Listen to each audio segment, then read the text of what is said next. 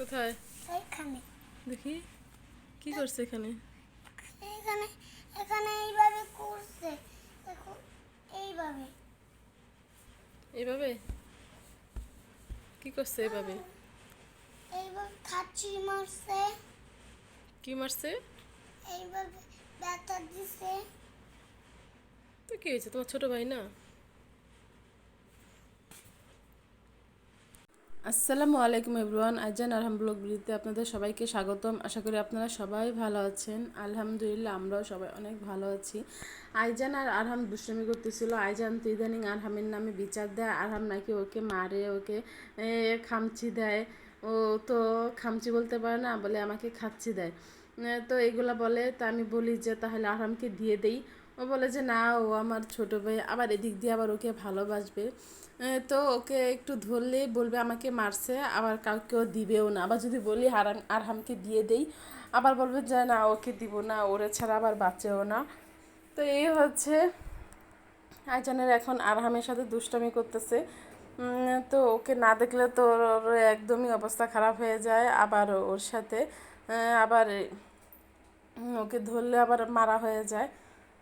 তো দুই ভাই খেলা করছে একসাথে। আরহামও আইজানকে অনেক ভালোবাসে, অনেক পছন্দ করে। আর আইজান তো আরহাম যা করবে আরহামের মতো করতে চায়। আইজান তারপর আমি আজকে রান্না করেছিলাম, বরবটি ভাজি করেছিলাম। তো ইদানিং গরমে একদম রান্না করে যেতে ইচ্ছা করে না, তারপরেও 2-3 পদ না হলে হয় না।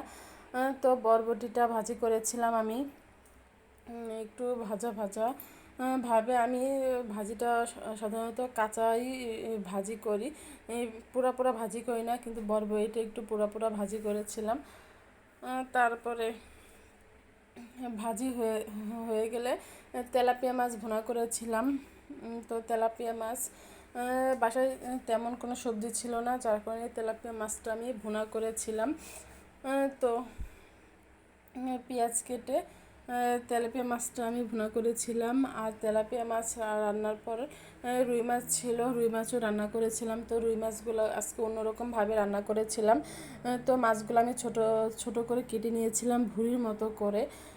তো তারপরে মাছটা আমি প্রথমে ভালো করে ধুয়ে পরিষ্কার করে তারপরে কেটে নিয়েছিলাম। তো প্রতিদিন মাছ তো বড় বড় পিস করে রান্না করি, আজকে এইভাবে রান্না করলাম। তো মাছটা আমি মাংসের মতো সব মশলা একসাথে, মাংসের মধ্যে যে সমস্ত মশলা দিয়েই, ওই মশলাগুলো দিয়েই আমি ভালো করে কষিয়ে রান্না করেছিলাম। তো এইভাবে রান্না করলেও মাছটা খেতে অনেক ভালো লাগে, আমার কাছে অনেক ভালো লেগেছিলো। আর এইভাবে আজকে আমি প্রথম রান্না করেছি। তো এইভাবে আজকে প্রথম রান্না করেছি, ভাবছিলাম কেমন হবে, কিন্তু অনেক ভালো হয়েছিল।